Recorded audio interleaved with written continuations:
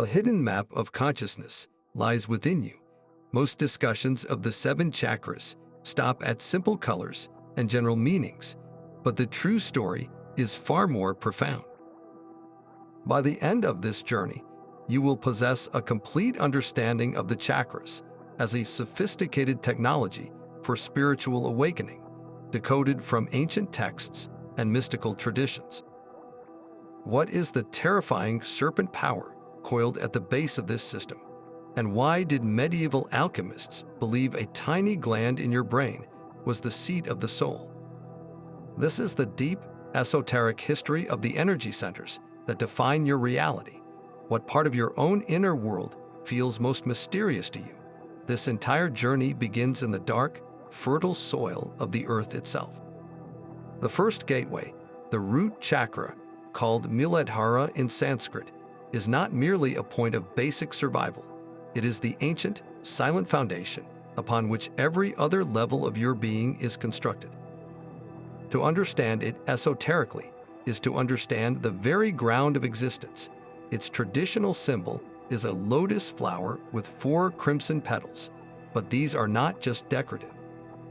In Tantric philosophy, each petal vibrates with a specific primordial sound, representing the fundamental states of the human mind: delight, joy, bliss, and contentment. At the center of this lotus rests a deep yellow square, the unshakable symbol of the earth element. Within that square is an inverted triangle, pointing downward like a funnel into the depths. This is the seat of the coiled kundalini, often visualized as a sleeping serpent wrapped 3.5 times around a lingam, a symbol of pure consciousness. This imagery is profound. It tells us that our most primal, earthly foundation is also the resting place of our most immense spiritual potential, asleep and waiting. The guardian of this chakra is the elephant, a creature of immense strength, memory, and unwavering stability. It carries the weight of the entire system without faltering. Historically, the concept of this foundational energy center appears in some of humanity's oldest spiritual texts, while the fully developed 7 chakra system is detailed in later tantric works like the Sat Chakra Nirupana. The essence of Muladhara is found in the ancient Vedas, in the idea of prana, or life force, needing a stable base. It was described as the support of the body, the root of the individual self. The goddess associated with this realm is Dakini, a fierce and powerful figure who represents the raw, untamed energy of the earth and the instinctual wisdom of survival. She is not a gentle guide, but a force of nature, reminding us that before we can ascend, we must be fully, solidly here. So the root chakra's esoteric meaning is a paradox of stillness and immense latent power. It is about our most basic needs for safety, shelter, and belonging, yes, but on a deeper level, it is about claiming your right to be here, to occupy physical space, and to feel the solid, sustaining presence of the world beneath you.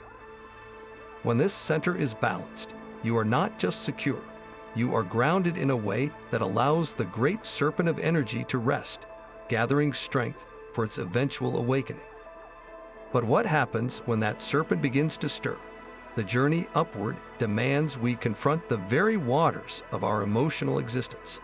That coiled serpent at the base of the spine is intimately tied to our most ancient survival mechanism, fear. Esoterically, the root chakra is the crucible where this primal energy undergoes a profound alchemy. It is not about eliminating fear, but about transforming its raw, paralyzing charge into the fuel for a fearless, grounded presence. Think of it as spiritual metallurgy. Base metal, like raw terror or insecurity, is placed into the fire of conscious awareness. Through the heat of attention and the hammer of will, it is transmuted into something strong and resilient, the unshakable foundation of the self. This is where we encounter the concept of the shadow. In the deep soil of Muladhara, we bury what we cannot bear to face, unprocessed traumas, not just from our own lives, but often echoes from our ancestors, patterns of lack, instability, or deep-seated terror passed down through generations. These are not mere memories, but living energies that shape our reality from below, like hidden roots dictating the health of the tree. Historically, this alchemical work was the heart of many ancient initiation rites. A seeker might be sealed in a dark cave, buried in a symbolic grave, or left alone in a wilderness at night. These were not punishments, but sacred technologies. By voluntarily confronting the earth-based fears of darkness, confinement, and isolation, the initiate learned to master the root energy. They proved to themselves that they could face the primal shadow and not be consumed by it, thereby claiming their true right to exist. This ancient practice finds a direct echo in modern shadow work and grounding meditations. When you sit and feel the weight of your body on the earth, when you visualize roots growing from your feet deep into the planet, you are not just relaxing. You are performing a conscious alchemy. You are inviting those buried fears and tremors of insecurity to surface, not to overwhelm you, but to be met with the steady, solid presence of your awareness. In that meeting, the transmutation occurs.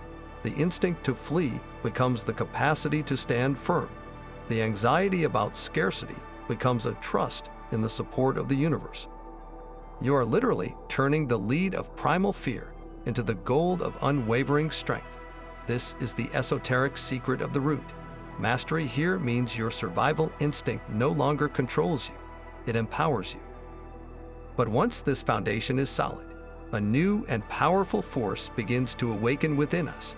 The dormant serpent stirs, and its first movement draws our attention to the swirling, creative waters of our emotional and sensual world. The serpent's first ascent brings us to the fluid, dynamic world of the second center, the sacral chakra, known in Sanskrit as Svadhisthana, translates to one's own abode or sweet place. This is far more than a simplistic hub for pleasure or artistic hobbies. Esoterically, this is the primordial ocean within you, the swirling wellspring from which all form and feeling first emerge. Its symbol is a brilliant moon silver lotus with 6 petals, each one stained with the vibrational seeds of our deepest psychic afflictions, like lust, anger, and envy. This tells us something crucial. This center is not about purified emotion, but the raw, undifferentiated soup of feeling from which everything, both beautiful and challenging, is born. At its core rests a crescent moon, cradling a circle of water. This is the domain of Varuna, the ancient Vedic god of the cosmic waters, the keeper of celestial order and the subconscious depths. Here, the element is water in its most essential sense. It is not just the water in your body, but the fluidity of your emotions, the flow of your creativity, and the tidal pull of your deepest desires. This is where the concept of samskaras becomes vital. Samskaras are the subtle impressions left on the mind by every experience, thought, and action, like grooves worn into a riverbed by flowing water. Svadhisthana is the reservoir where these impressions collect, coloring your perceptions and silently shaping your reactions to the world. Every habit, every knee-jerk emotional response, every unexplained attraction or aversion flows from these stored waters. Historically, this chakra was intimately linked with the moon, that celestial body governing the tides of the ocean, and by extension, the tides of human emotion and fertility. In Tantric practices, mastering Svadhisthana meant learning to navigate these inner waters without being capsized by them. It was about developing rasa, a Sanskrit term meaning taste or aesthetic essence, the capacity to fully experience the fluid spectrum of life without becoming attached or addicted to any single sensation. Think of a master artist. They do not fear the mess of paint on their palette, the chaotic mix of colors and textures. That messy, fluid potential is precisely what allows them to create a masterpiece. Similarly, a balanced sacral chakra is not about having only pure, happy emotions. It is about having a healthy, flowing relationship with your entire emotional and creative palette, the light and the shadow. When this center is blocked, these waters become stagnant, creativity dries up, emotions feel frozen or overwhelming, and pleasure becomes elusive or compulsive. But when the waters flow freely, you become a conscious co-creator of your reality. Your desires become clear intentions, your emotions become valuable guides, and your creative energy can shape the world around you in profound ways. This is the alchemy of Svadhisthana, transforming the murky waters of subconscious impulse into the clear stream of conscious creation. Yet to give lasting form to this creative flow, a new kind of power must be harnessed, one that burns in the very center of your being. This mastery of the inner ocean leads us to one of the most misunderstood and powerful teachings in all of esoteric spirituality. Within the Tantric traditions, the energy of Svadhisthana was never seen as something to be denied or repressed. Instead, it was viewed as the raw, sacred fuel of creation itself, a force to be understood, respected, and ultimately harnessed.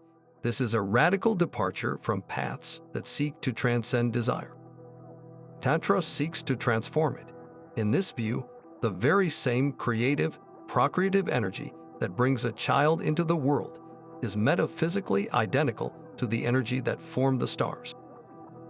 It is all Shakti, the dynamic feminine principle of the universe, dancing into form. The only difference is the channel through which it flows. When this energy remains unconscious and solely identified with physical sensation, it can lead to compulsive cycles. But when it is brought into the light of awareness, it becomes the most potent catalyst for artistic genius, profound healing, and accelerated spiritual evolution. This is the secret alchemy of the second chakra. To grasp this, we must understand a subtle substance called ojas. In Ayurvedic and yogic science, ojas is considered the finest product of digestion, a vital essence distilled from all the food, water, and experiences we consume. It is the underlying reserve of vitality that governs our immune strength, our mental clarity, and our spiritual luminosity. And esoterically, the most concentrated form of ojas is generated from the sublimation of sexual energy. Think of it not as repression, but as a conscious redirection. Ancient practices involved specific meditations, breath work, and ethical disciplines designed to conserve this potent energy and redirect its flow. Instead of allowing it to dissipate outward, the practitioner learned to draw it inward and upward through the central spiritual channel known as the sushumna, which runs alongside the spine. This redirected ojas becomes the very fuel that awakens and nourishes the higher centers. It is the refined essence that feeds creativity, deepens meditation, and builds the luminous body of the awakened being. Historically, this is why many great artists, mystics, and inventors have spoken of a creative force that feels both deeply personal and cosmically vast. That moment of inspiration, that surge of insight that seems to come from nowhere, is often described in terms of flow, a rising current of energy. From a tantric perspective, this is not merely a metaphor. It is the literal movement of sublimated Svadhisthana energy, the sacred waters of emotion and desire, being channeled through the central conduit to illuminate the mind and heart. So the esoteric practice here is one of conscious relationship. It asks, how do you relate to your desires? Do you let them pull you on a leash, or do you learn their language, honor their power, and then gently steer that immense creative voltage toward a higher purpose? This is the tantric secret of the sacral chakra. It transforms the question from one of morality to one of mastery. And once this creative force begins its ascent, it meets a blazing furnace of transformation, where raw potential is forged into the power of individual will. That sacred creative force, once awakened, demands a forge to give it shape. This is the domain of the third center, the solar plexus chakra, known in Sanskrit as Manipura, which translates beautifully as the city of jewels or the lustrous gem. If the sacral chakra is the flowing ocean, Manipura is the blazing sun that rises above it, transforming fluid potential into defined power. This is your inner sun, the central furnace of your being, where the raw materials of experience are alchemized into the gold of personal will. Its traditional symbol is a 10-petaled lotus, each petal representing one of the 10 vital winds, or pranas, that animate every function in the body, from blinking to thinking. At the center of this lotus burns an inverted red triangle, the emblem of the fire element. This is not a destructive fire, but the sacred digestive flame, known in Ayurveda as Agni. Esoterically, this Agni processes far more than just food. It is the metabolic fire that digests every experience, every emotion, and every thought that enters your awareness. A strong, balanced Agni means you can take in the world, extract its wisdom and energy, and efficiently release what no longer serves you. A weak or imbalanced Agni leads to a kind of psychic indigestion, where experiences become stuck, creating mental fog, emotional heaviness, and a pervasive sense of powerlessness. This is the seat of Tejas, a Sanskrit word meaning inner radiance, luster, and the fire of consciousness itself. Tejas is that undeniable aura of personal power you sense in certain people. It is not arrogance or aggression, but a calm, magnetic certainty that emanates from them. This is the esoteric power ancient warriors, rulers, and spiritual adepts were said to cultivate. They weren't just physically strong, they possessed a formidable manipura, a will so focused, and a personal fire so bright it could shape events and command respect without uttering a word. Think of a master blacksmith. They take raw, shapeless metal, the potential from the earth, and place it into the fire.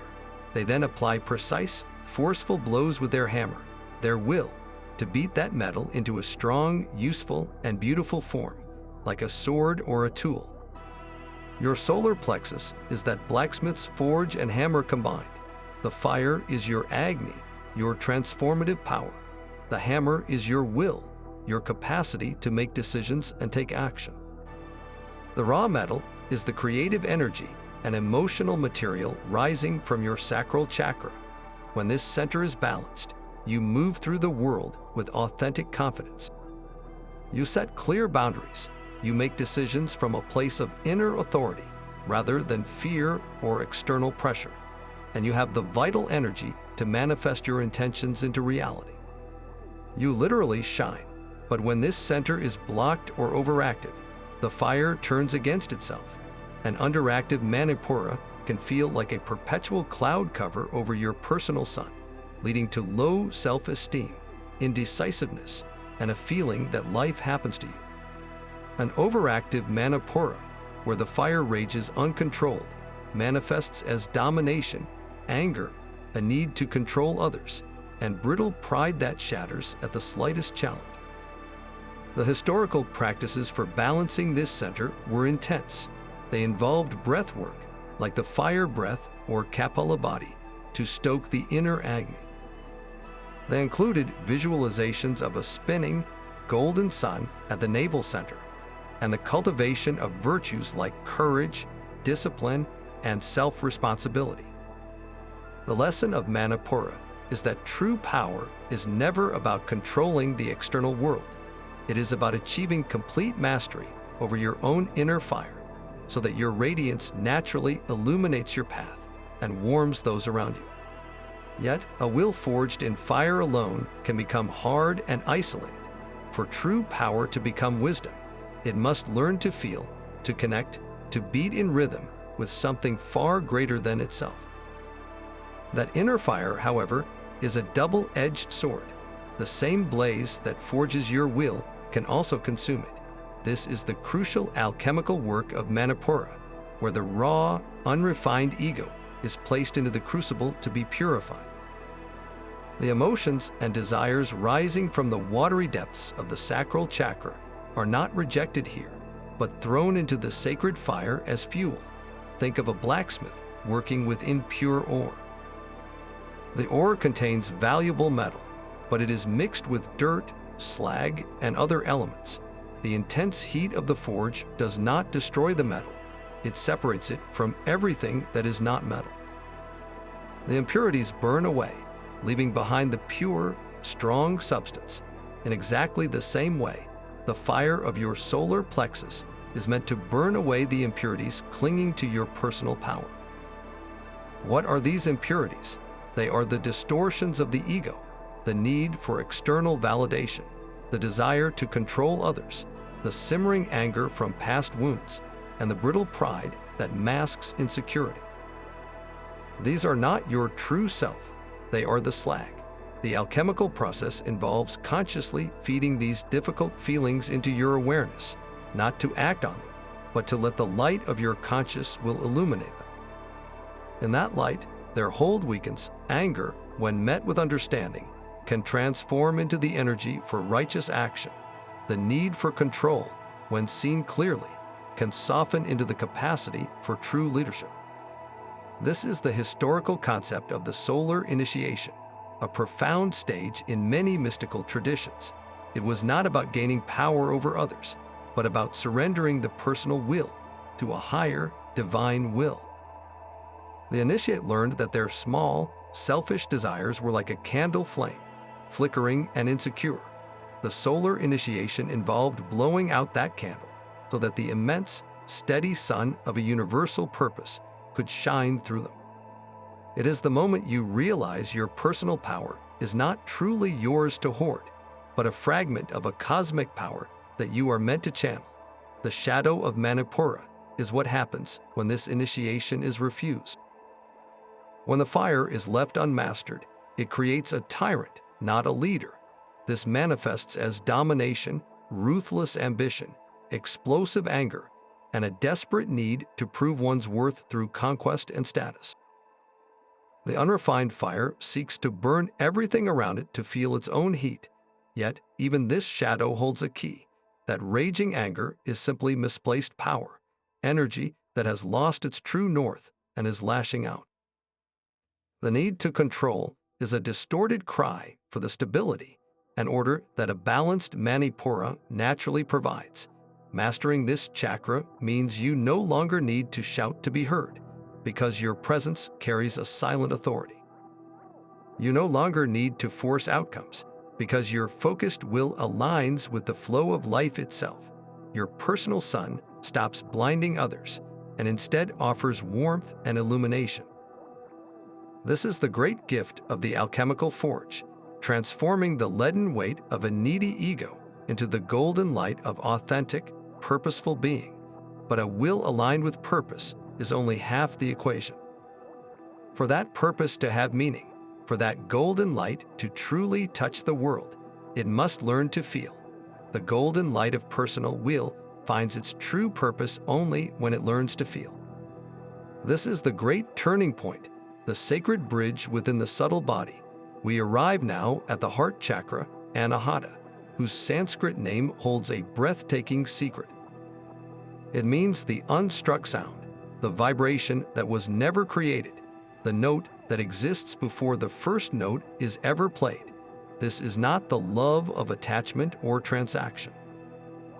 It is the unconditional resonance at the core of existence itself, and it is the precise center of the entire chakra system, the fulcrum between the earthly and the divine. Anahata is the bridge, the three chakras below it, the root, sacral, and solar plexus, form your foundation in the material world, dealing with survival, creativity, and personal power. The three chakras above it, the throat, third eye, and crown, connect you to the realms of spirit, communication, intuition, and unity. The heart is the gateway, the only center capable of translating the raw power of the lower centers into the refined wisdom of the higher ones, and bringing the inspiration of the higher centers down into grounded, compassionate action in the world. Its symbol is a lush, 12-petaled lotus, often in a deep emerald green. These 12 petals are not arbitrary. Esoterically, they correspond to the 12 zodiac signs, representing a complete cycle, a perfect harmony of cosmic forces held in balance. At the center of this lotus is a six-pointed star, two intersecting triangles, one pointing up to spirit and one pointing down to matter. This is the seal of perfect equilibrium, where above and below, inner and outer, self and other, are held in a dynamic, loving tension. This is why the heart is historically seen not as a sentimental organ, but as the throne of the true self. In Hindu philosophy, this is the seat of the Atman, the indestructible, eternal essence within you that is one with the universal Brahman. In Christian mysticism, it is the sacred chamber where the divine dwells. In the Sufi tradition, it is the Qalb, the spiritual heart that perceives truth directly, beyond the logic of the mind. The heart, in these traditions, is the organ of spiritual discernment. It doesn't think it knows. It doesn't calculate. It feels the truth. This is a radical idea. We're taught that discernment comes from the analytical mind, but esoteric teachings insist the purified heart possesses a clarity the busy mind can never achieve. It can feel the resonance of truth and the dissonance of falsehood. It senses authentic connection and hidden agendas. This heart discernment is what allows the transformed will from the solar plexus to be applied wisely.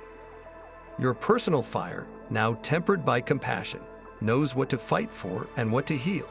Your creative waters from the sacral chakra, now flowing through the heart, become the wellspring of art that moves souls and heals wounds. Think of a master musician. They have mastered the technical mechanics of their instrument, the lower chakras of skill. They have a vision for the music, the higher chakras of inspiration. But it is only when they play from the heart that the technique and the vision fuse into something that makes listeners weep or soar. The heart is the conductor, the bridge that makes the separate sections of the orchestra play as one harmonious whole. When anahata is closed or wounded, we feel this bridge is broken. We may be spiritually inspired but unable to ground it, or materially successful but feeling empty and disconnected. We may protect ourselves with walls, but those walls also isolate us from the very love we seek. When it is open and balanced, we experience that unstruck sound within. We feel a sense of peaceful belonging in the universe, an ability to love without losing ourselves, and a profound compassion that arises not from obligation, but from recognizing the same essential self in everyone you meet. This is the alchemy of the heart, turning the lead of separation into the gold of sacred connection. But for that connection to be expressed, to move from silent feeling into shared reality, it requires a voice. That unstruck sound within the heart has a visible geometry. At the very center of the emerald lotus rests a powerful symbol, two intersecting triangles forming a six-pointed star, known as the hexagram or the seal of Solomon. This is not merely a decorative shape.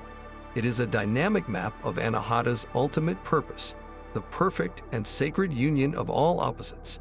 One triangle points upward, representing spirit, consciousness, and the masculine principle of Shiva. The other points downward, representing matter, form, and the feminine principle of Shakti. Where they intersect, in the heart's sacred space, they create a new, integrated whole. This geometry teaches us that the heart's highest function is not to choose between spirit and matter, but to marry them. It is the alchemical vessel where divine inspiration becomes human action, and where human love becomes a doorway to the divine. This is the true meaning of sacred union within you, a constant, living reconciliation that births compassion.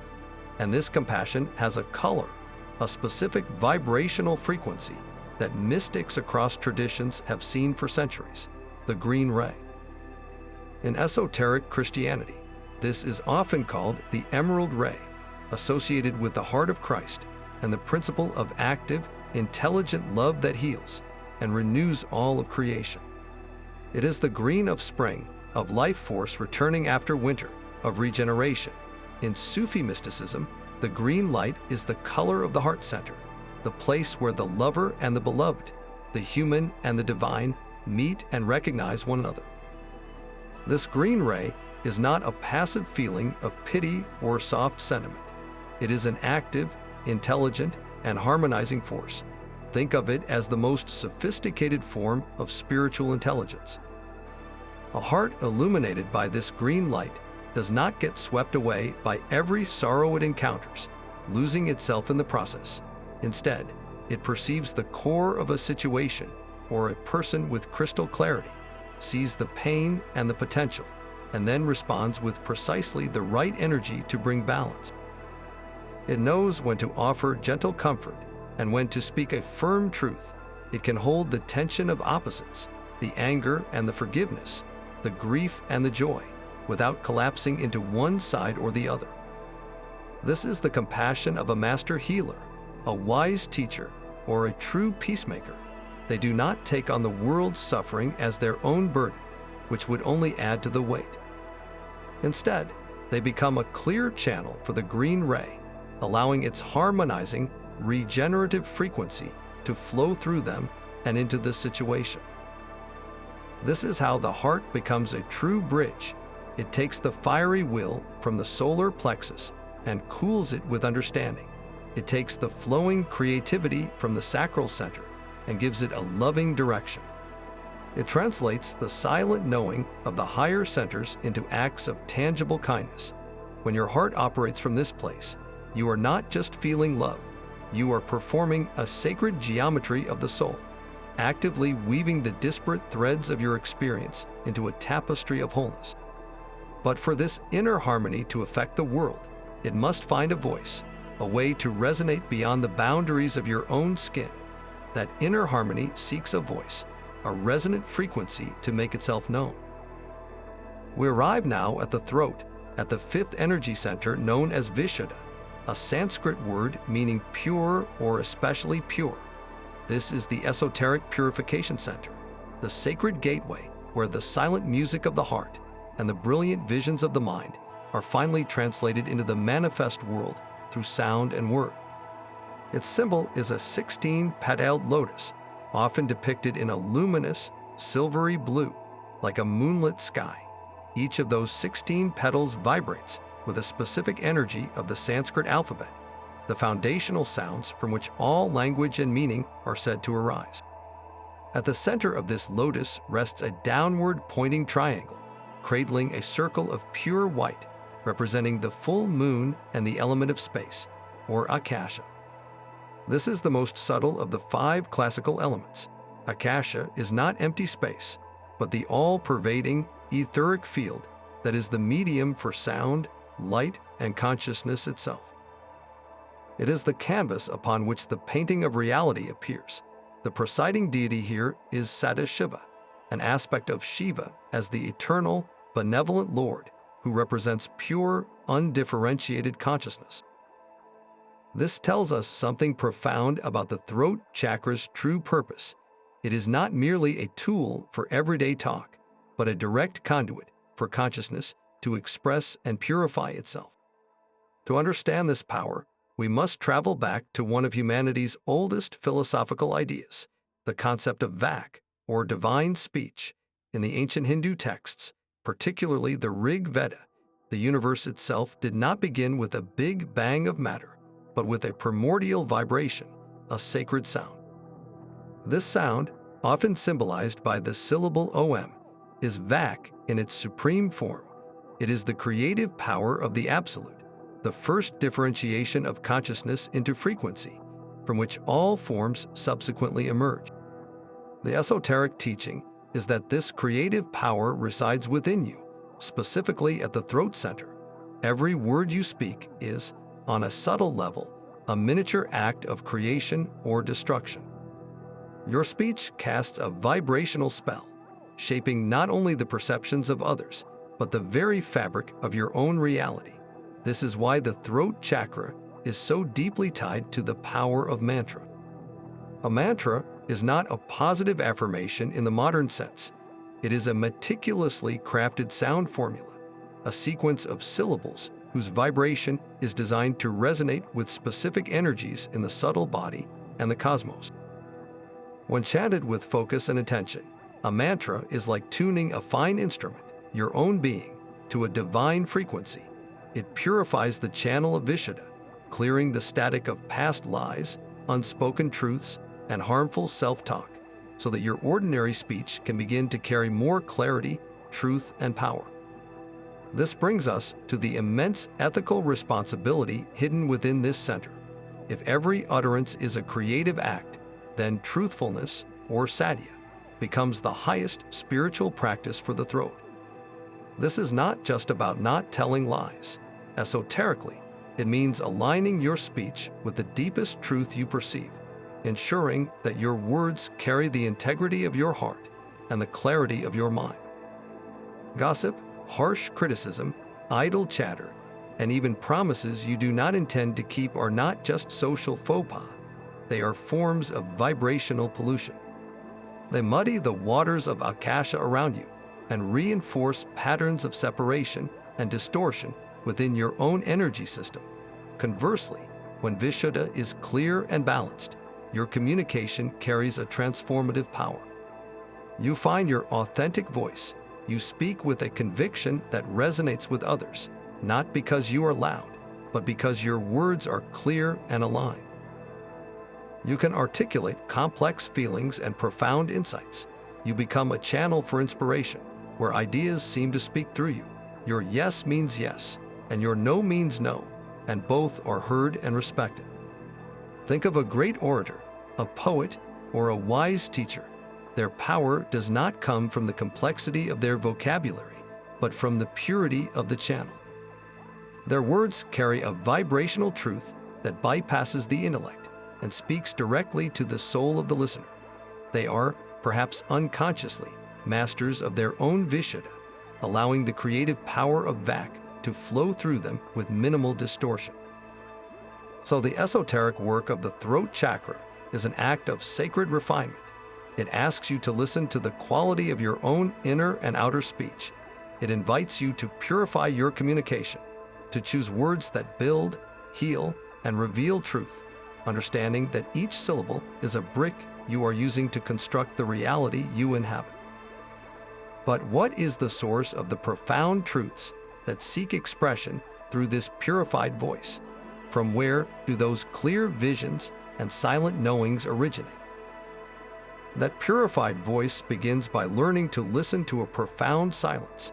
The ultimate secret of Vishuddha is that its highest expression is not speech, but the cultivation of an inner quiet so deep that you can hear the silent sound, the anahata nada, resonating within.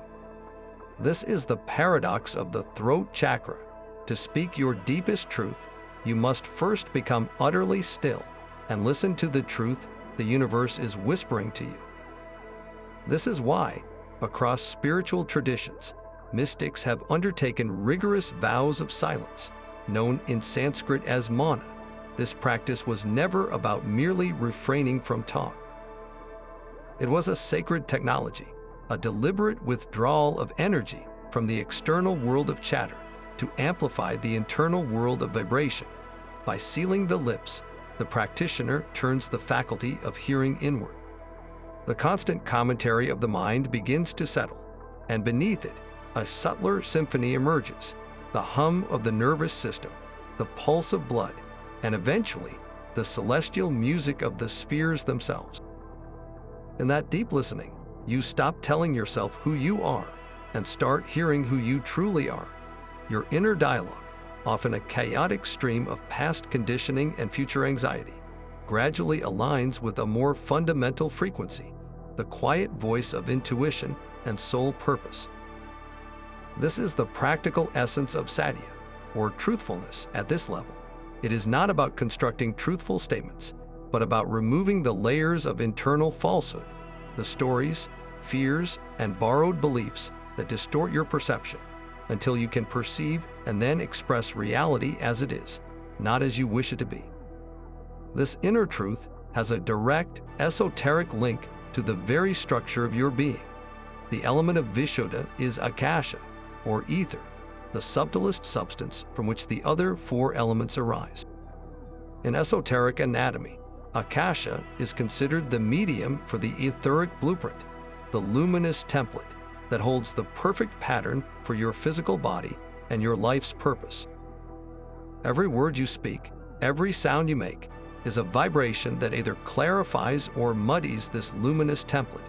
When you speak from ego, from fear, or from inauthenticity, it is like throwing mud on a clear glass mold, distorting the pattern.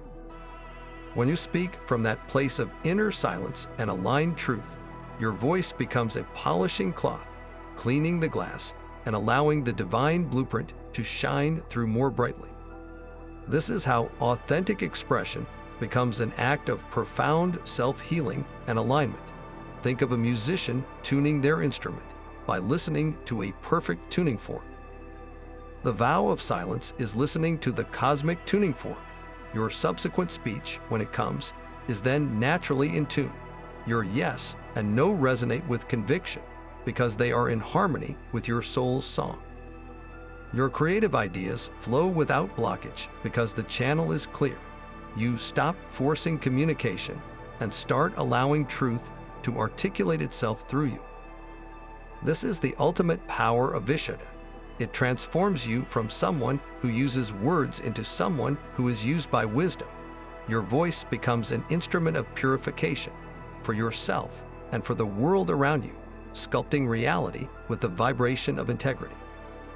But to know what truth to express, you must first learn to see in the dark, to perceive the patterns that eyes cannot see. That inner listening eventually opens a new way of seeing. Between the brows rests the command center of your entire subtle anatomy, the third eye chakra, known in Sanskrit as ajna. Its name holds a dual meaning, to perceive and to command, revealing its profound esoteric function. This is not merely a vague sense of intuition. Ajna is the throne of the higher mind, the gateway to the superconscious, and the direct line to what mystics call the inner guru. Its symbol is uniquely stark, a two-petaled lotus, often in a deep indigo or violet hue. These two petals are not arbitrary.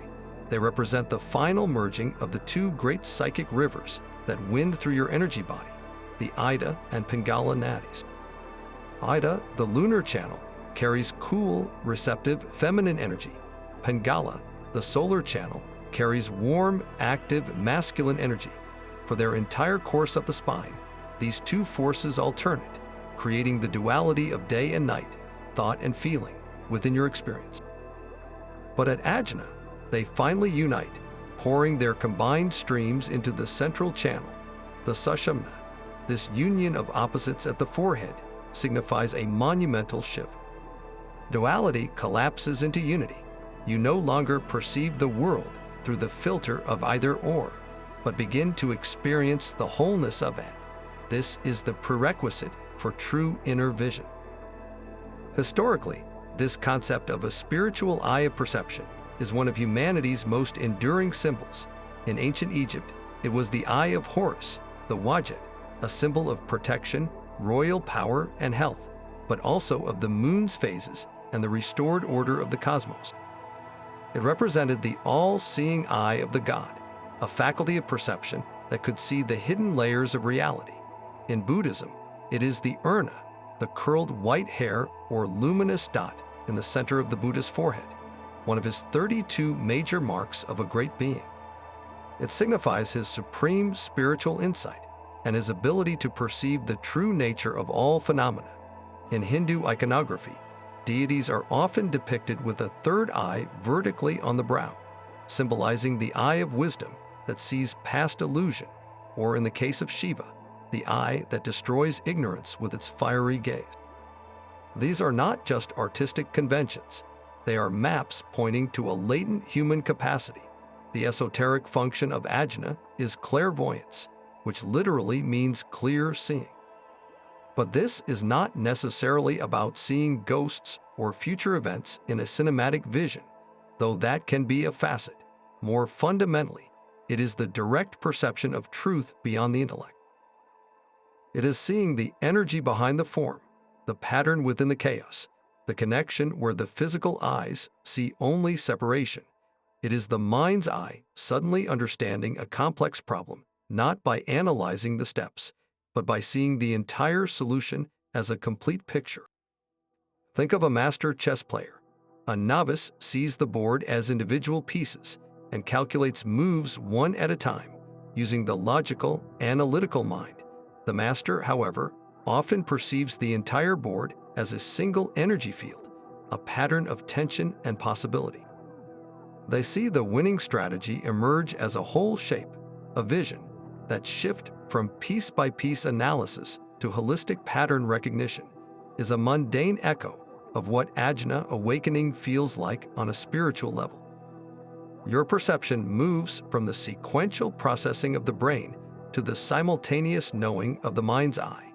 You begin to receive knowledge in packets of insight, in sudden knowings that arrive fully formed. This is the command aspect of ajna. Once you can perceive reality from this unified vantage point, your intentions, your focused will from the solar plexus, gain a new precision and power. You are not just wishing for an outcome, you are commanding energy from a place of aligned perception, seeing the path before it materializes. The shadow of this center is the danger of spiritual illusion, of mistaking the mind's own projections for true vision. An unbalanced ajna can lead to dogmatism, a conviction that your inner vision is the only truth, or to delusions of grandeur. The purification work here involves humbly surrendering the personal mind to the superconscious, learning to distinguish the silent voice of intuition from the noisy chatter of imagination and memory. When balanced, ajna bestows the greatest gift of all, the direct experience of reality, unfiltered by the stories of the past or the fears of the future. You simply see what is, and in that clear, commanding sight, you find the final doorway where the seer and the seen become one. That clear inner sight has a physical counterpart deep within your brain. Nestled at its geometric center, shaped like a tiny pine cone, is the pineal gland. This minuscule structure has ignited the imagination of mystics, philosophers, and alchemists for centuries, for it is the proposed biological seat of the third eye. In the 1600s, the philosopher René Descartes famously called it the principal seat of the soul, the singular point where the immaterial mind could interact with the physical machine of the body. He was not inventing a new idea, but echoing an ancient intuition. The pineal gland's central location, its isolation from the dual hemispheres of the brain, and its mysterious sensitivity to light, even though buried in darkness, made it the perfect candidate for this sacred role. Esoterically, it is seen as the antenna and the receiver, the physical organ that translates the non-physical light of consciousness into the hormonal language of the body, and vice versa. It produces melatonin, regulating our sleep and wake cycles, our internal rhythm with the sun and moon. This direct link to light cycles is profoundly symbolic. Just as the gland responds to the absence of physical light to induce sleep, it is said to respond to the presence of inner light, the light of awareness, to induce higher states of consciousness. This is where the historical quest of the alchemists becomes fascinating. They were not merely trying to turn lead into gold in a laboratory. Their true work was spiritual transmutation, and the pineal gland, which they called the philosopher's stone within the body, was the ultimate alchemical vessel. They believed this gland could crystallize a subtle substance, a divine nectar or luminous dew, from the highest frequencies of consciousness. To activate it, they developed intricate practices.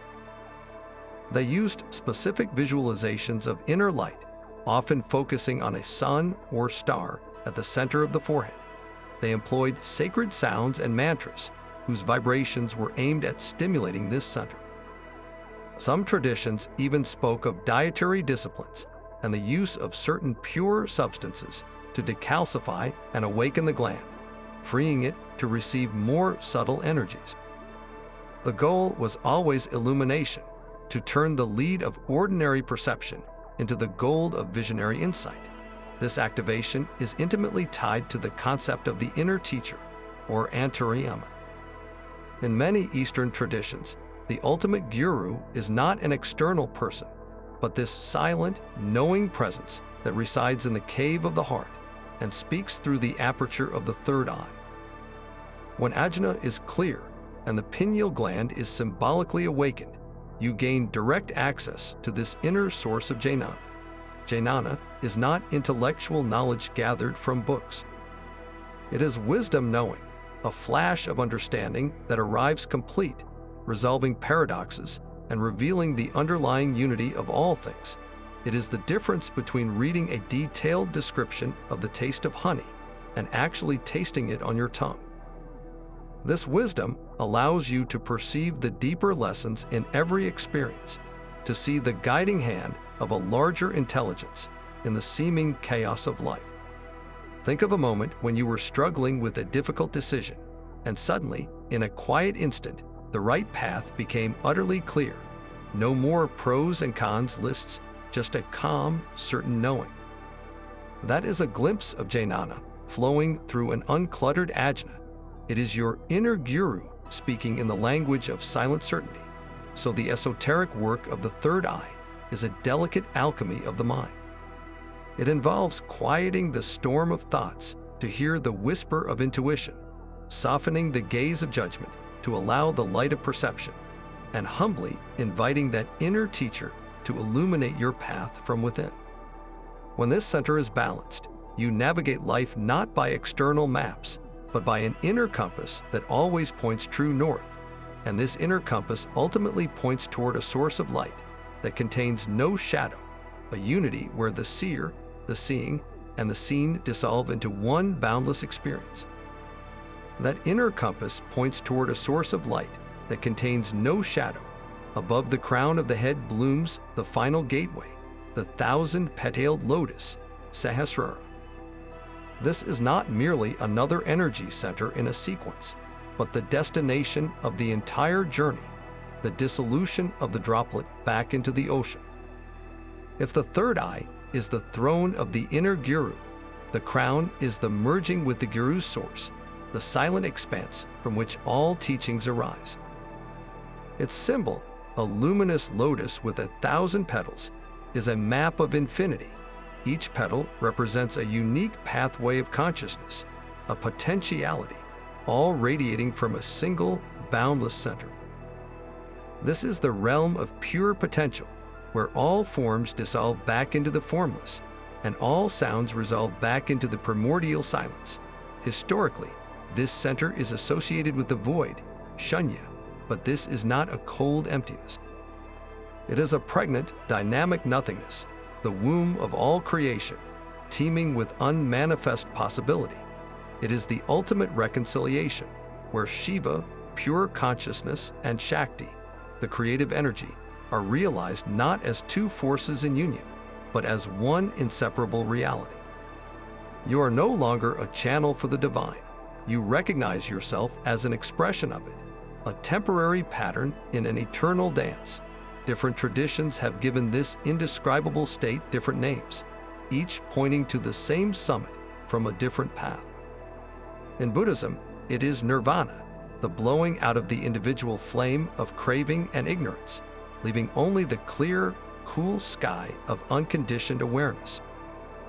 In the yogic traditions, it is samadhi, a state of profound meditative absorption where the meditator, the process of meditation, and the object of meditation become one seamless experience.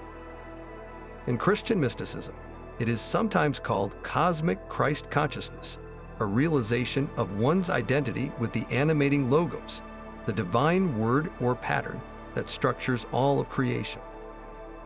These are not just poetic metaphors for feeling really peaceful.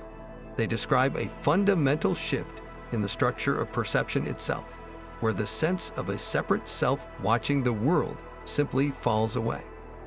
What remains is a vast, intelligent, loving presence that is simultaneously everything and nothing, and you are that. This transcendent state has left its mark on sacred art for millennia.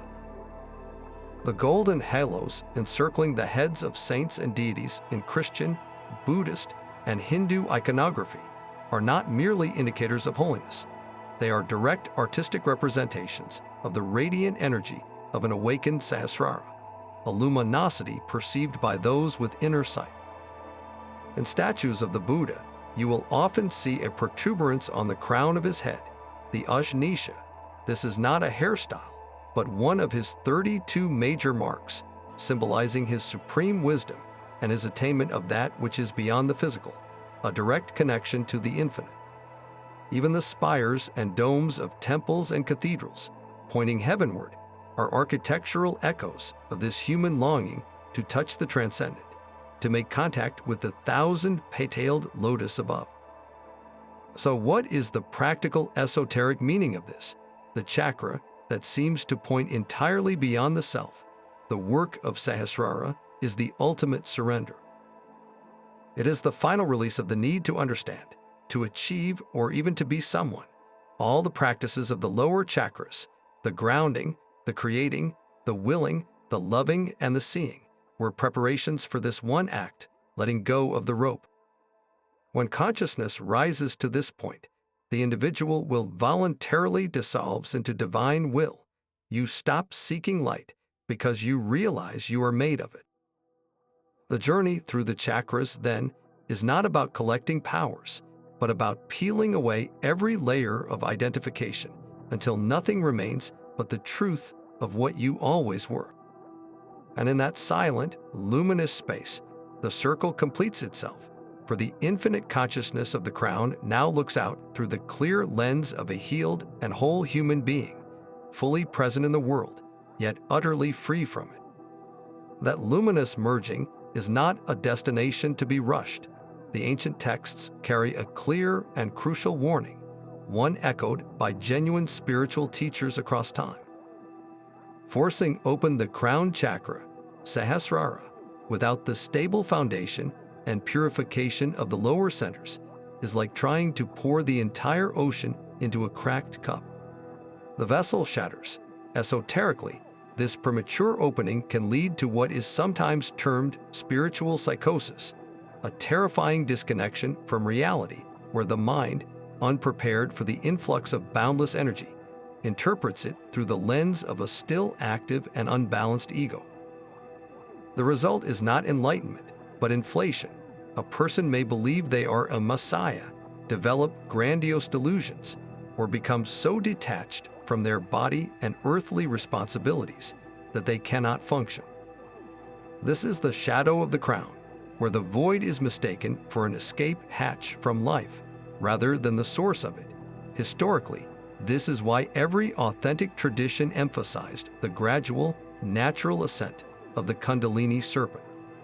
The journey upward through each chakra was a process of purification and strengthening, ensuring that by the time that cosmic energy reached the crown, the individual consciousness was refined enough to hold it without dissolving into madness or arrogance. The lower chakras are not lesser, they are essential. A strong root keeps you grounded when the crown opens, so you don't float away into abstraction. A balanced heart ensures the experience is infused with love, not cold detachment. A clear third eye provides the discernment to understand what is happening. This careful preparation transforms the mystical void from a frightening abyss into a welcoming plenum. The void, shunya, is not a sterile emptiness. It is a womb, a plenum of pure potential, vibrating with the unmanifest blueprint of everything that could be. It is silent, not because nothing is there, but because everything is there in seed form, before the vibration of sound gives it a name. To enter this space unprepared is to be overwhelmed by the sheer noise of infinite possibility. To enter it after the inner work is to rest in its fertile silence, understanding that you are both a unique expression of that potential and the potential itself. This leads to the most beautiful paradox of genuine awakening. True enlightenment does not pull you out of the world forever. It brings you back into it with greater clarity, compassion, and purpose. The sage does not live on a mountaintop in perpetual bliss, indifferent to suffering. They come down the mountain, they cook meals, they tend to relationships, They engage with the messiness of life, but they do so from an unshakable center of peace. Their perception has changed. They see the divine play in the ordinary, the sacred geometry in a leaf, the unstruck sound in a child's laughter. The separation between spiritual practice and washing the dishes vanishes. This is the ultimate integration. The crown's light, having merged with the infinite, now pours back down through all the lower centers, illuminating them with a new quality. Your groundedness becomes sacred presence. Your creativity becomes a dance with the cosmic artist. Your personal will becomes a vehicle for divine intention. Your love becomes unconditional compassion. Your voice speaks timeless truths. Your vision sees the unity in all things. You become a living bridge, not seeking to escape the human experience, but to fulfill it as a conscious agent of the whole. The journey through the chakras, therefore, is a spiral, not a straight line. We ascend to the crown to remember our source, and we return, bringing that remembrance into every cell, every action, every moment of this precious earthly life. This integrated understanding of the chakra system did not appear fully formed. Its historical journey from ancient whispers to a detailed map of consciousness is a story of evolving insight, spanning thousands of years. The earliest seeds are found in the Vedas, the oldest sacred texts of India, composed between 1500 and 500 before Common Era. Here, the concept is not yet a system of 7 wheels. Instead, the Vedas speak of vital centers, of channels called nadis for the life force, prana, and of a central channel later known as sushumna. They describe the human body as a microcosm of the universe, containing within it all the powers of the cosmos, but the architecture is still vague, more a poetic intuition than a precise anatomy of the soul. The next major development came in the Upanishads, the philosophical commentaries that followed the Vedas. Texts like the Yoga Chudamani Upanishad and the Dhyana Upanishad began to describe specific centers in more detail, naming some of the chakras and associating them with elements, sounds, and deities. This was the period of mapping, where the subtle geography of the inner world started to take a recognizable shape, but the system reached its most elaborate and esoteric flowering in the medieval Tantric traditions, particularly between the 10th and 16th centuries. It was in this era that texts like the Sat Chakra Nirupana, the description of the 6 centers, and the Shiva Samhita provided exhaustive, poetic blueprints. They detailed the exact location, color, number of petals, presiding deities, and mantras for each chakra, culminating in the 1,000-petaled lotus above the head. This was not public knowledge. This detailed map was a closely guarded secret, a sacred technology transmitted only from guru to qualified disciple through direct oral instruction and initiation. The knowledge was considered too powerful, too easily misunderstood, to be written down plainly or shared widely. It was a path for the dedicated seeker, woven into complex rituals, meditations, and yogic practices aimed at awakening the dormant Kundalini serpent. This esoteric, transformative system remained largely within Eastern spiritual circles for centuries. Its journey to the West and its transformation into the popular model we know today began in the late 19th century with the Theosophical Society.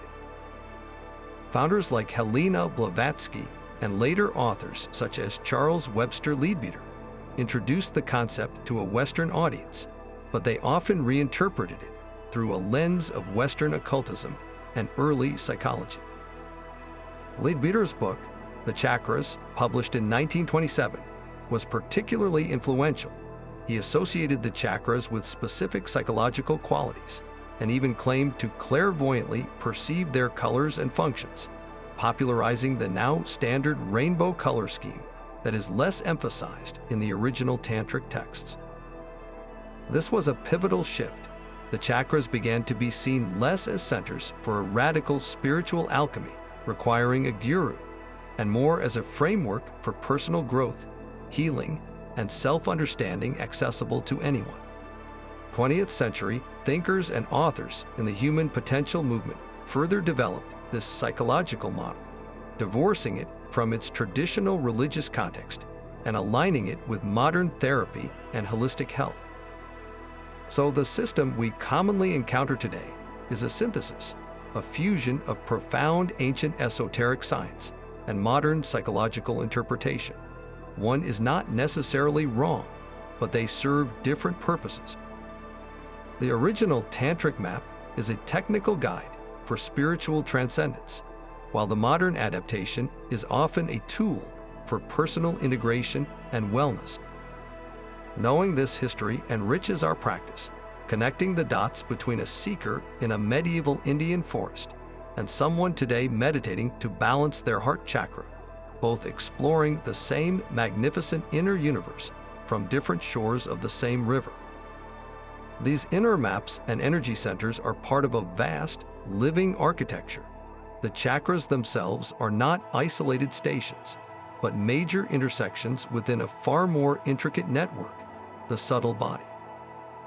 To grasp their true esoteric function, we must understand the entire system they operate within, starting with its foundational pathways, the nadis. Imagine your nervous system, but composed of luminous threads of consciousness rather than physical nerves. Ancient texts describe 72,000 of these subtle channels, with 3 primary ones forming the central axis of your spiritual anatomy. Along the left side of the spine flows the Ida nadi. Its energy is cooling, receptive, and feminine, associated with the moon, intuition, and the parasympathetic rest state. Along the right side runs the Pingala nadi. Its energy is heating, active, and masculine, linked to the sun, logic, and the sympathetic drive state. These two forces are the cosmic rhythm of breath and heartbeat made visible within you, the eternal dance of night and day, yin and yang. But between them, running directly through the core of your being, is the royal road, the Sushumna nadi. This is not merely a third channel. It is the central conduit of spiritual awakening, the hollow bamboo through which the ultimate force ascends. Under ordinary circumstances, Sushumna lies dormant, a potential highway closed to traffic. Our awareness and life force, prana, oscillates between Ida and Pingala, caught in the duality of thought and feeling, activity and rest. Spiritual practice, from specific breathing techniques to deep meditation, aims to balance these two flanking energies. When Ida and Pingala are brought into perfect equilibrium, their competing currents cease. A profound stillness descends, and in that stillness, the central gate, Sushumna, opens. This opening is the prerequisite for everything that follows. It creates the clear, sacred passage. But what travels on this royal road? This brings us to the sleeping giant at the base of the entire system, the source of the journey itself. Coiled 3.5 times around the base of the Sushumna, resting within the inverted triangle of the root chakra, lies Kundalini Shakti. This is not a metaphor for general energy. Kundalini is depicted as a serpent, and for profound esoteric reasons. The serpent is an ancient, cross-cultural symbol of wisdom, transformation, and regenerative power, because it sheds its skin and is reborn. Kundalini is the concentrated, dormant potential of your entire spiritual being, your unmanifest divinity asleep at the foundation of your material existence. Think of it as the entire blueprint for an enlightened consciousness, compressed into a single point of immense latent power. Historically, Kundalini is not in it, but a she. She is Shakti, the dynamic feminine creative power of the universe, your personal portion of the cosmic creative force. In her dormant state, she sustains basic life and unconscious processes. In her awakened state, she becomes the active agent of your spiritual evolution. The goal of countless esoteric practices across Tantra and Yoga is to gently awaken this serpent goddess, to invite her to uncoil and rise. Her ascent is not a random event. She moves upward through the Sushumna nadi, the now opened central channel, and as she rises, she passes through each chakra in sequence. This is where the map comes alive. Each chakra is like a sealed room in a great temple. Kundalini's arrival is the turning of the key. As she passes through a chakra, she illuminates it from within, activating its latent potentials and burning away the blockages, the samskaras, stored there. The experience is often described as a rush of bliss, heat, or expansive awareness, sometimes accompanied by visions or the spontaneous resolution of deep-seated psychological patterns. This is the core energetic mechanics behind all genuine esoteric chakra work. Meditation on a chakra's symbol, chanting its mantra, or performing specific yogic postures are not just calming exercises. There are technologies for purifying and preparing each center, making it a welcoming temple for the goddess ascent. They clear the debris from the royal road so that when Kundalini awakens, her journey is smooth and integrative, not a chaotic explosion. The ultimate aim is for her to rise all the way to the crown chakra, Sahasrara, where she reunites with her divine counterpart, Shiva, the pure consciousness that resides there. This sacred union within the individual is the microcosmic echo of the cosmic union, the marriage of spirit and matter, consciousness and energy that births the enlightened state. So the chakras are the stations of awakening, the nadis are the tracks, and Kundalini Shakti is the transformative locomotive. Understanding this complete system reveals why the ancient masters treated this knowledge with such reverence. It is a precise, living science of the soul's journey home. That inner architecture of nadis and Kundalini is not an isolated discovery, while the 7-chakra system is a uniquely detailed map from the Indian subcontinent. The profound intuition of a layered spiritual body is a universal human inheritance. Across continents and centuries, in traditions that never spoke to one another, mystics and shamans described strikingly similar inner landscapes. They used different names, different numbers, and different symbols, but they were all pointing to the same esoteric truth about our non-physical nature. Let's explore a few of these remarkable parallels. In the mystical heart of Judaism, Kabbalah describes the tree of life, a diagram of 10 divine emanations called sephirot. These are not physical places, but spheres of divine attributes through which the infinite light of the Creator flows into creation. While there are 10, not 7, the structure reveals a similar journey of descent and ascent. The lower sephirot, like Yesod, the foundation, and Malkuth, the kingdom, deal with the material world and our foundational instincts, echoing the themes of the lower chakras. The central pillar of the tree represents balance, much like the Sushumna Nadi, and the highest sephirot, like Keter, the crown, speaks of union with the divine source, a clear parallel to Sahasrara. The Kabbalist's aim is to ascend this tree through prayer, meditation, and ethical living, to reunite the scattered divine sparks, a process of inner integration that feels deeply familiar to the chakra journey. Travel east to ancient China, and we find the concept of the Dantians in Taoist internal alchemy. These are 3 primary energy centers, often translated as elixir fields. The lower Dantian, below the navel, is the seat of Jing, or vital essence, and is the foundation of physical vitality and willpower. The middle Dantian, in the heart region, is the home of Kai, or life force, governing emotion and compassion. The upper Dantian, between the eyebrows, is the chamber of Shen, or spirit, the locus of intuition and spiritual insight. The Taoist practitioner seeks to refine Jing into Kai, and Kai into Shen, in a conscious alchemical process that ascends through these centers to achieve spiritual immortality. The resonance with the lower, heart, and third eye chakras is unmistakable, a different numbering but a shared understanding of an ascending refinement of energy. Now, journey to the ancient Americas. In the Mayan tradition, particularly among the Lacandan people, there is a concept of multiple souls or life forces residing in specific centers called sen. These are not just spiritual ideas, but are tied directly to the physical body and its health. One sen might be in the heart, governing emotion and courage. Another in the head, governing thought and destiny. A shaman or H-men works to balance these centers, often using ritual, herbs, and sacred breath to remove blockages and restore harmony, a healing practice that mirrors the intent behind chakra balancing. Even further, in various shamanic traditions from Siberia to the Amazon, we find the concept of the luminous or light body. This is an energy double of the physical form, often perceived as a web of light or fibers. Illness is first seen as a snarl or tear in this luminous body before it manifests physically.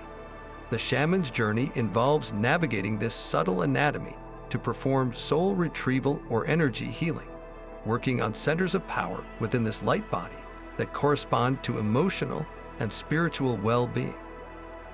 What does this global tapestry tell us? It strongly suggests that the perception of a multi-layered self is not a cultural invention, but a fundamental aspect of human consciousness. When individuals across the world enter deep states of meditation, trance, or visionary experience, they seem to encounter a similar inner topography. The differences in number and emphasis are like different languages describing the same mountain range.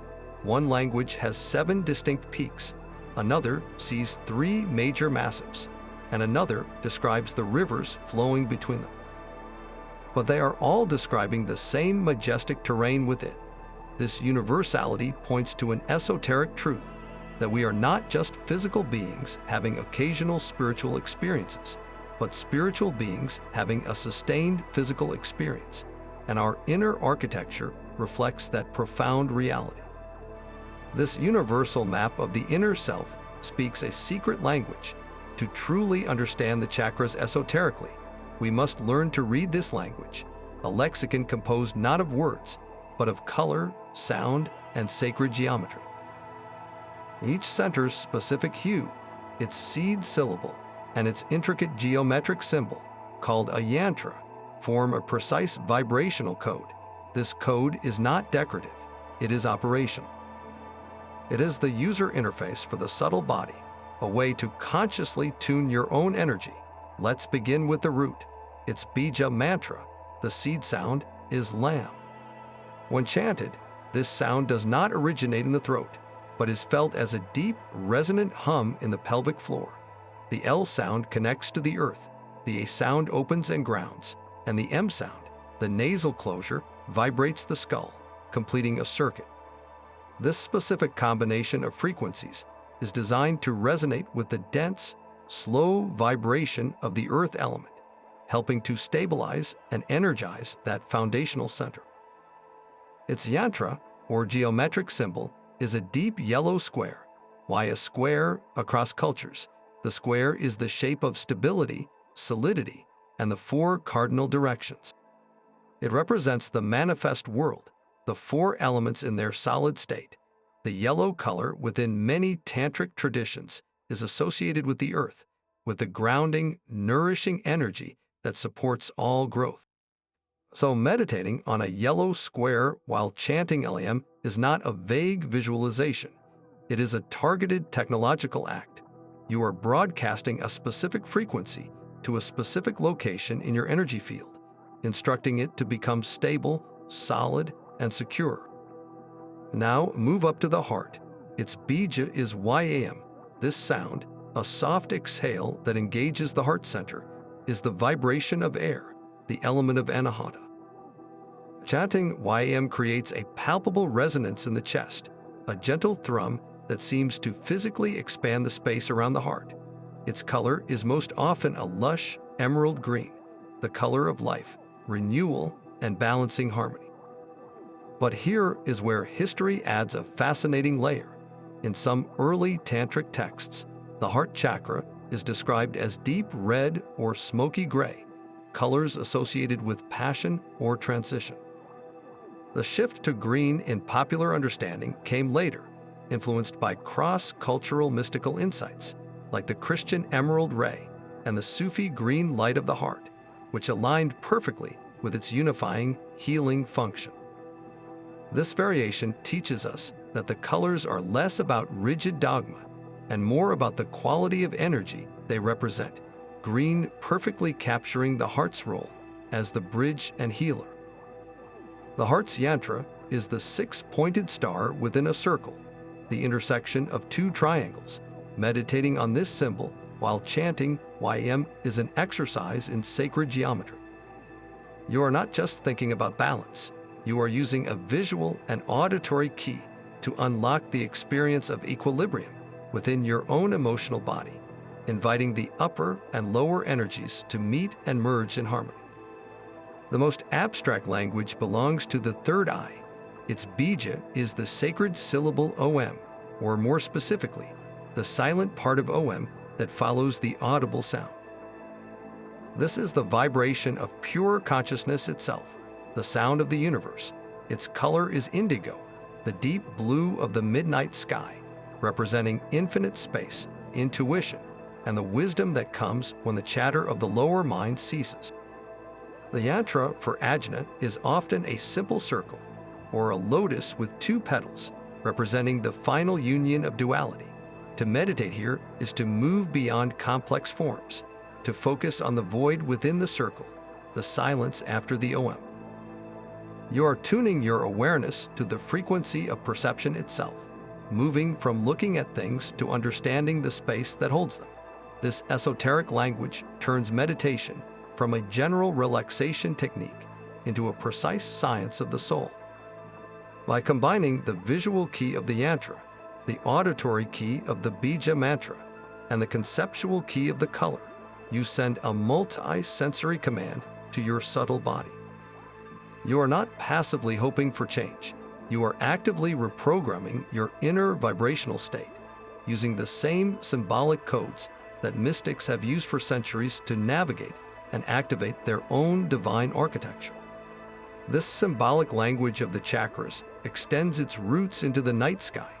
In the deep historical imagination of astrology, the 7 classical planets were not just distant lights, but living archetypes, governing principles of cosmic influence.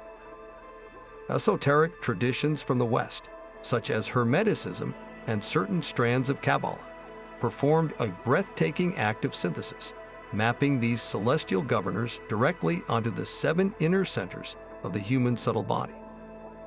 This was not a random pairing, but a deliberate correspondence that adds a profound layer of cosmic timing and archetypal depth to our understanding of chakra work.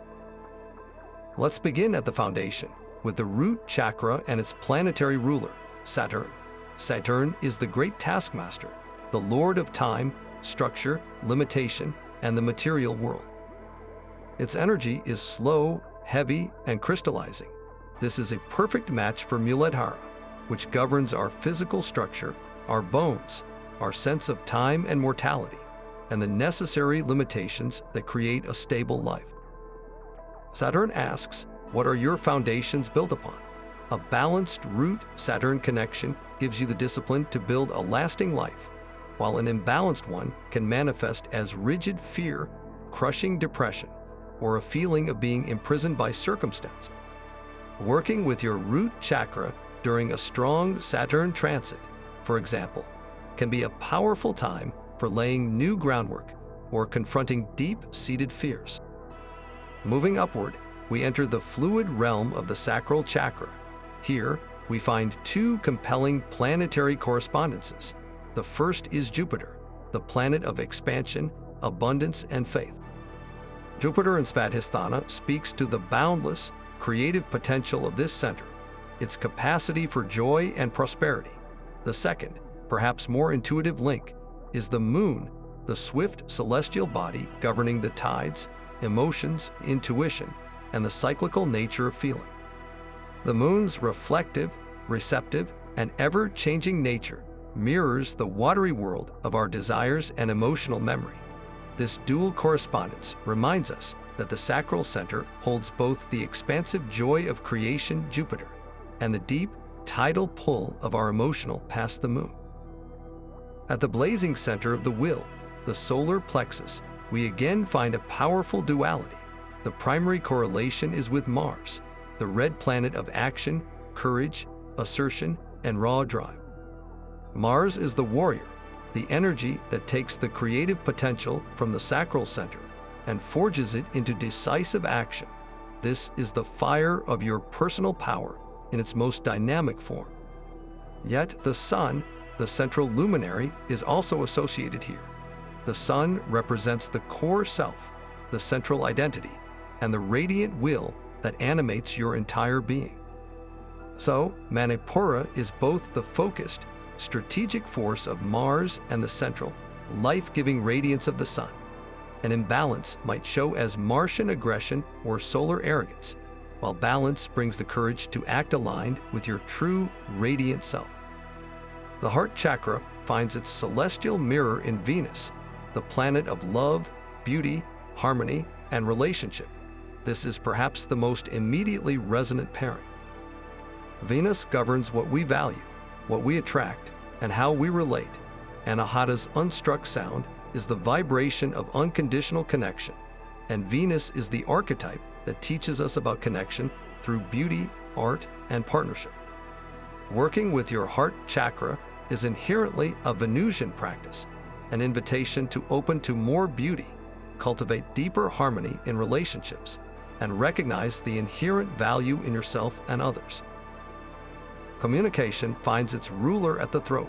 Vishuddha is the clear domain of Mercury, the swift messenger of the gods. Mercury governs all forms of communication, the intellect, commerce, and the exchange of ideas.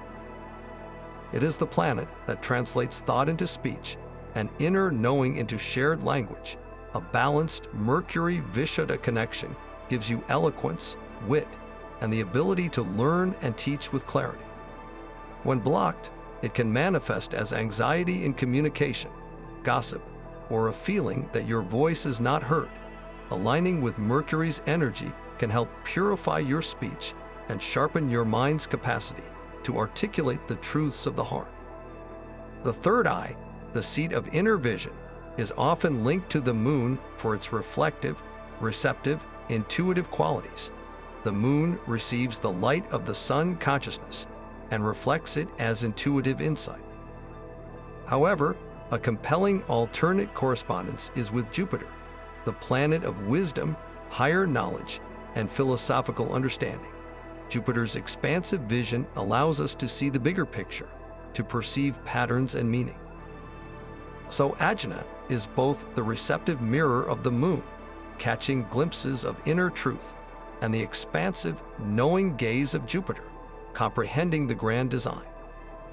Finally, the crown chakra transcends, yet interestingly, some systems link it to Saturn once more. This is Saturn in its highest, most spiritual expression. If Saturn at the root represents confinement to the material world, Saturn at the crown represents the final dissolution of all form, the transcendence of all limitations, and the ultimate return to the formless void. It is the planet of completion and ascension. More commonly, however, Sahasrara is seen as transcending all planetary archetypes altogether. It is the source from which all these differentiated energies emerge, the silent space that holds the entire cosmic dance. In this view, the crown is not ruled by a planet, because it is the realm from which the planets themselves are born. This astrological layer transforms chakra work from a purely internal process into a dialogue with the cosmos. It suggests that the energies of certain planets can support the balancing of corresponding chakras. During a Venus transit, focusing on heart-opening practices might feel especially potent. When Mercury is prominent, it could be an ideal time to work on clear communication or journaling. This framework doesn't dictate your experience, but it offers a rich, symbolic language for understanding the archetypal forces at play within your own awakening, connecting the microcosm of your being to the majestic macrocosm of the heavens. This cosmic dialogue between our inner stars and the outer heavens finds its ultimate purpose in a single, sacred operation, The journey through the chakras is, at its core, the blueprint for the oldest and most profound of spiritual quests, the great work of alchemy. Forget the simplistic notion of turning physical lead into physical gold. The true alchemy is an inner transformation, a meticulous process of refining base consciousness, with all its fears and illusions, into the golden light of enlightened awareness. The chakras provide the precise, 7-stage laboratory for this operation. We begin with the first, fiery stage, calcination. This occurs at the root chakra. In a medieval alchemist's workshop, calcination meant roasting a substance in an open flame until it was reduced to a fine, white ash, burning away all impurities and volatile elements. Psychologically and spiritually, this is the process of confronting your most primal fears, your survival anxieties, and your attachments to material security. It is the voluntary fire of self-examination that incinerates the false self, the ego identities built on what you own or how others see you. When you sit with the deep, often uncomfortable energy of Muladhara, you are performing calcination. You are allowing the heat of conscious awareness to burn away the illusion that you are only your body, your job, or your bank account, reducing those identifications to ash so that your true, essential self can begin to emerge from the ruins. Once that rigid structure is broken down, the next stage, dissolution, naturally follows in the waters of the sacral chakra. Here, the purified ash from the root is dissolved in the solvent of emotion and creative flow. This is not a gentle bath, but a complete submersion. It requires surrendering control, letting go of the need to dictate every outcome, and allowing yourself to be carried by the currents of feeling, intuition, and inspiration. If calcination is the fire of breaking down, dissolution is the water of releasing. It washes away the remaining residues of hardened emotion, the unexpressed grief or joy that calcified into a blockage. Think of a sculptor who first breaks a rough stone with hammer blows, calcination, and then uses water to smooth and shape the remaining form, dissolution. In your own life, this might look like finally allowing yourself to cry over an old hurt, to dance without judgment, or to follow a creative impulse without a plan. It is the alchemical stage where you stop resisting the flow of your own inner ocean and learn to swim in it.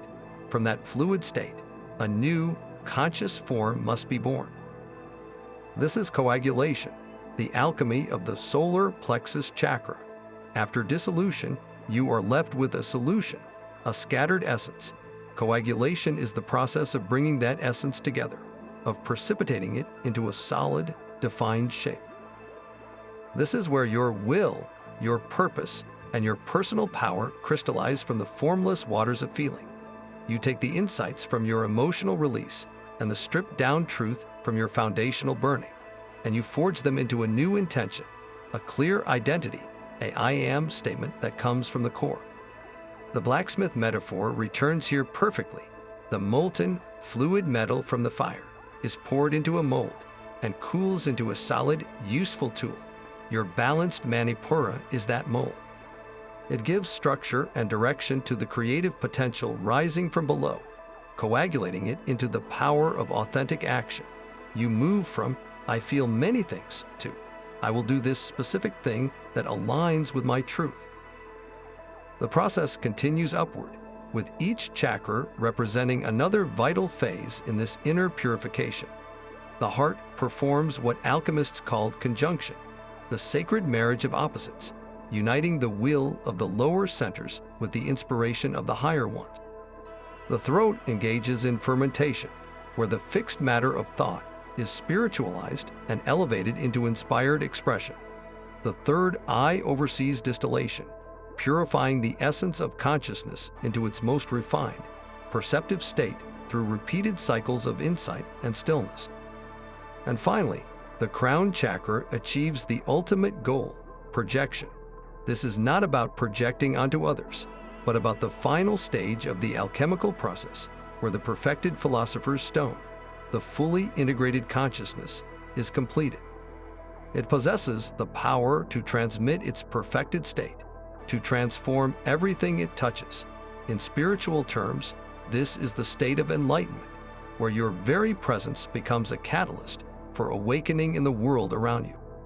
Your grounded being, your flowing creativity, your powerful will, your compassionate heart, your truthful voice, and your clear vision are all unified into a single golden essence.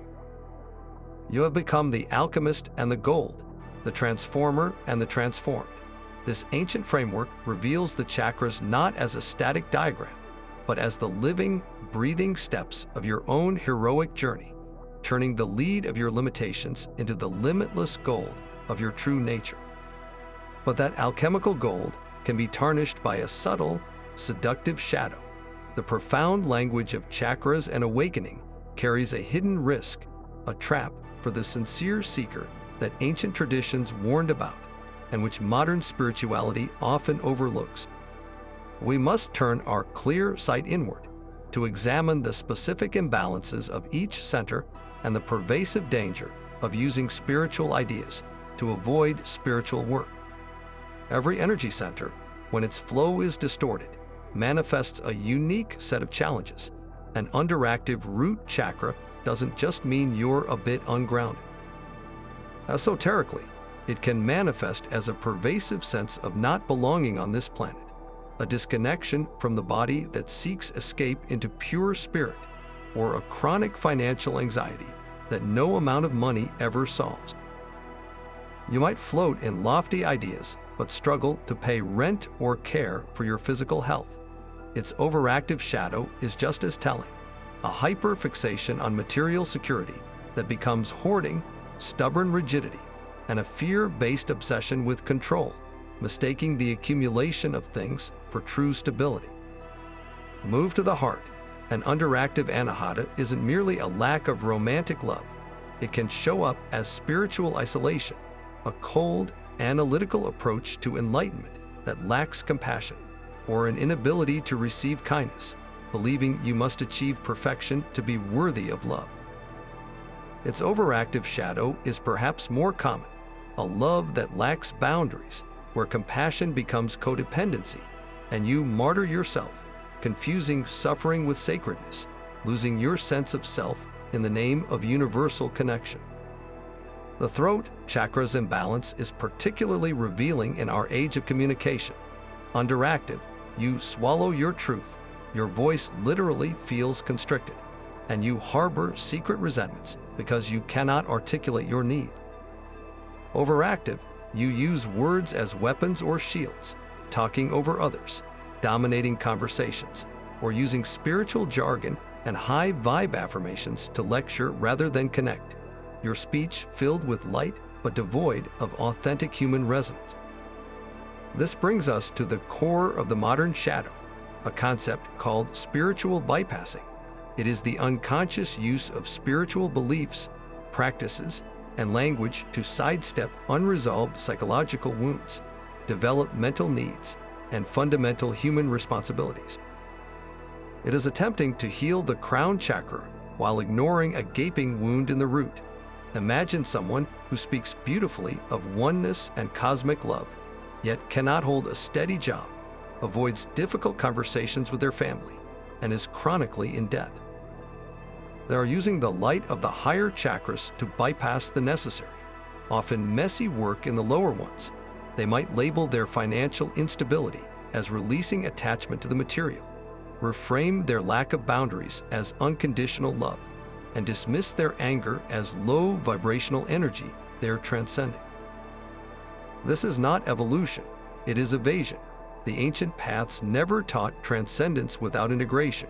You cannot genuinely access the boundless compassion of the heart without first developing a healthy ego and personal power in the solar plexus. You cannot authentically speak divine truth with the throat if you are lying to yourself about your basic needs at the root. Spiritual bypassing creates a fragile, top-heavy spirituality, a beautiful cathedral built on cracked foundations. The first strong wind of real-world crisis, a health scare, a financial loss, or a betrayal, and the entire structure trembles because the deep, grounding work was never done. True esoteric work is not an elevator that lets you skip floors. It is a spiral staircase. You ascend to a new perspective, only to look down and see the same old wounds and patterns from a different angle, calling you to heal them at a deeper level. You must walk through each floor, clean each room, and repair each crack.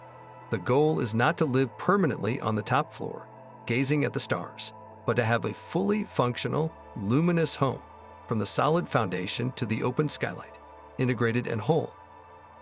The shadow, then, is not your enemy. It is your most precise spiritual teacher, pointing directly to where your energy is blocked, where your work awaits.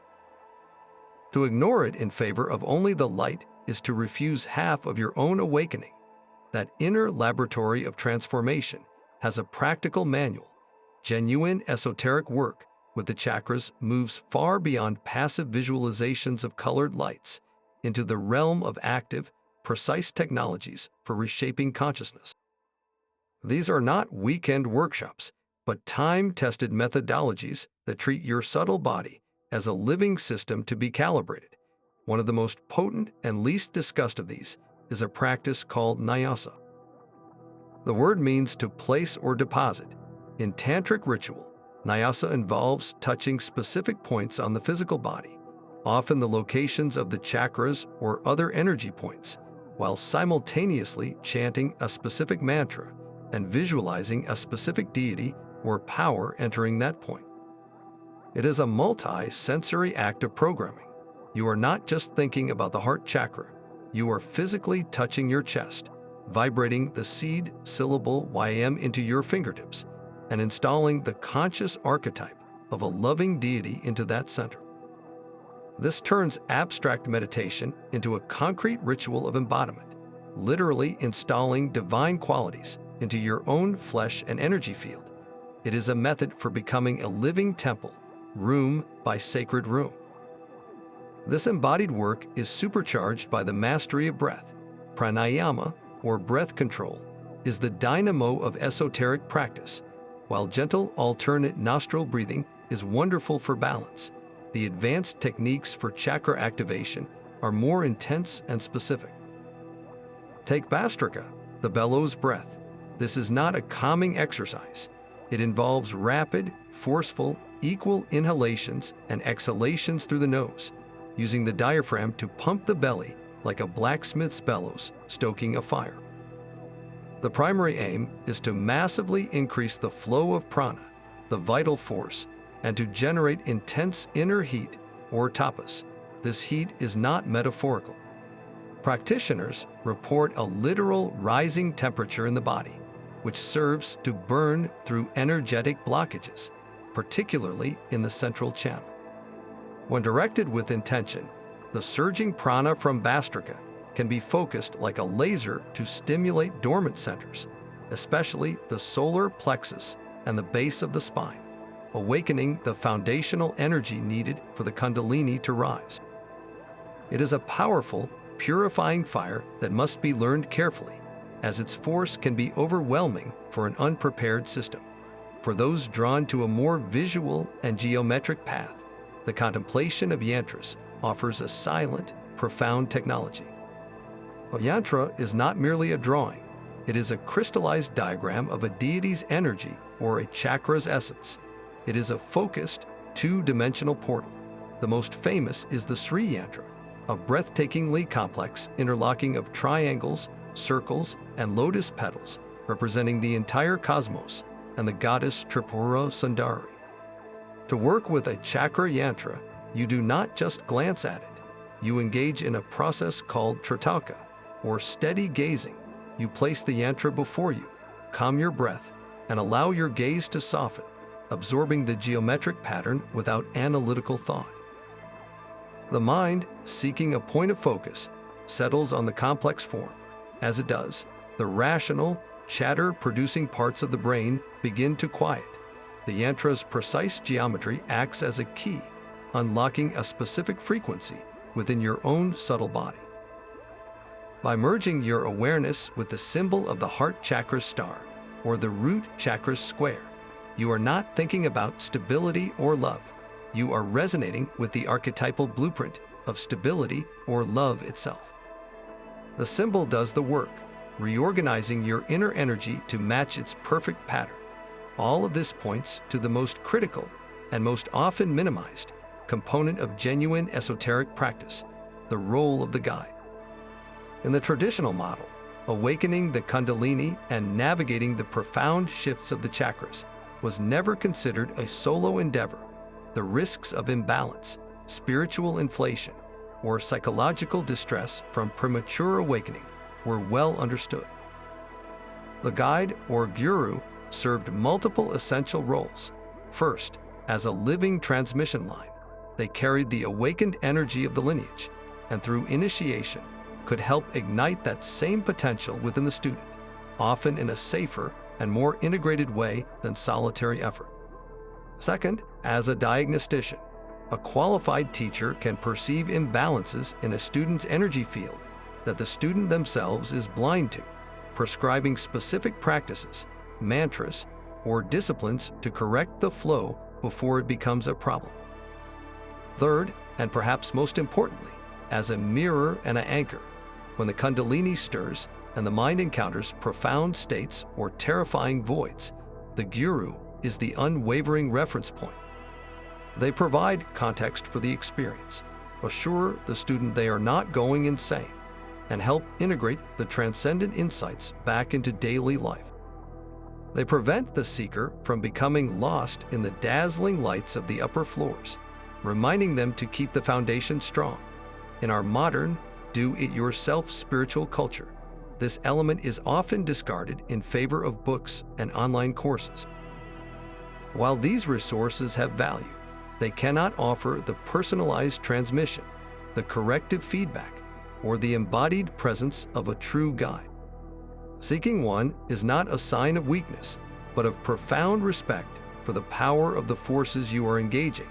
This is the heart of modern esoteric practice, a fusion of ancient, potent technologies with conscious, respectful application.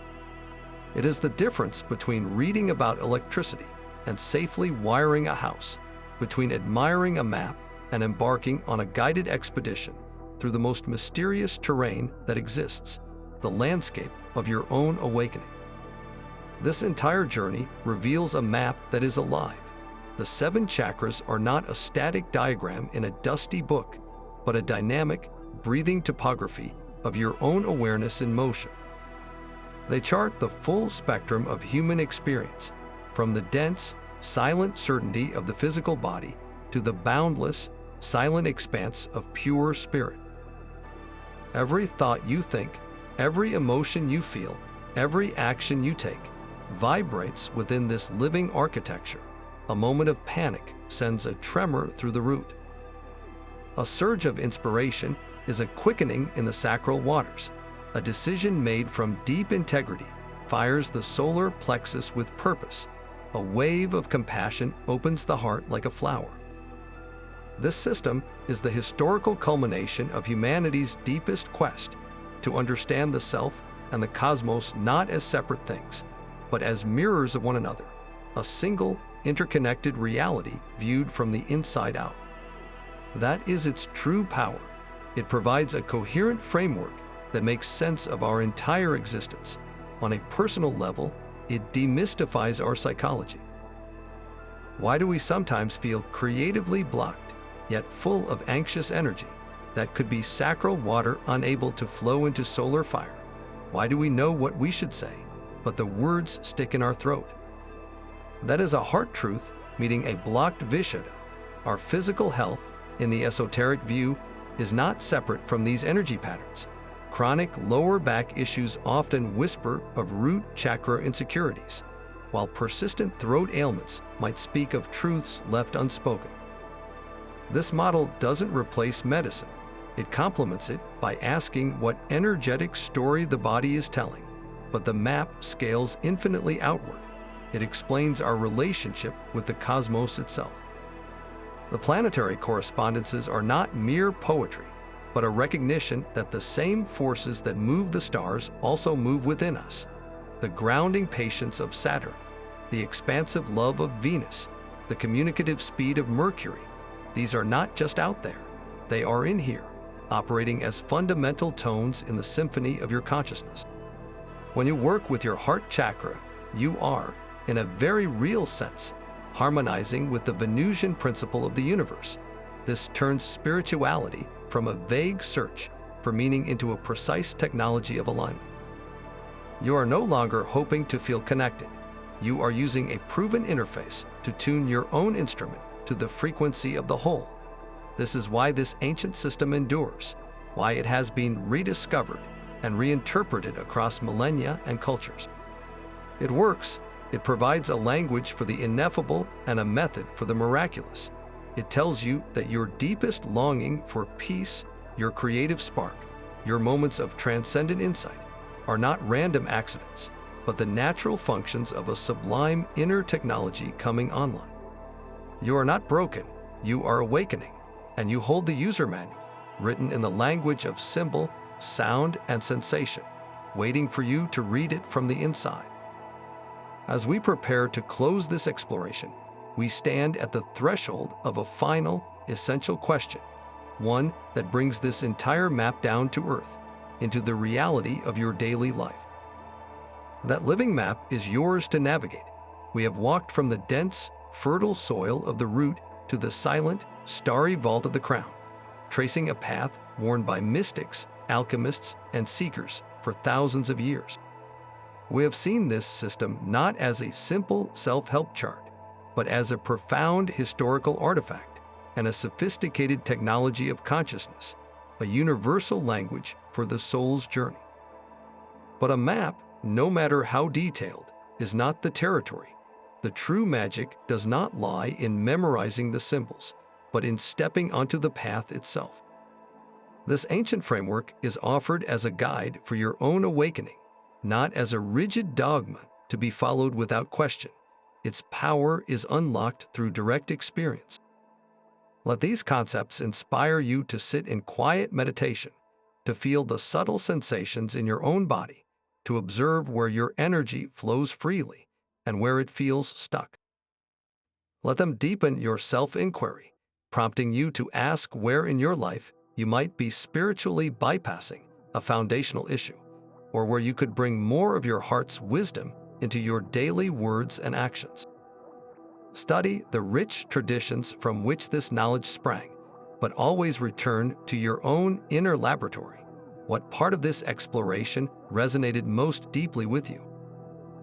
Was it the alchemical fire of the will, the unstruck sound of the heart, or the silent command of the inner eye? Your unique resonance is a clue, a signpost pointing to where your own journey wants to go next. We would love to hear about your experiences and reflections in the comments below. If this deep dive into the esoteric heart of the chakras illuminated a new understanding or sparked a sense of wonder, please let us know by liking this video. Subscribe and tap the bell so you do not miss our future journeys into the hidden layers of wisdom, symbolism, and spirit. Remember, the greatest mystery is not in the distant stars, but in the conscious light that gazes upon them from within you. Until next time, keep seeking, keep questioning, and keep honoring the sacred map of your own being.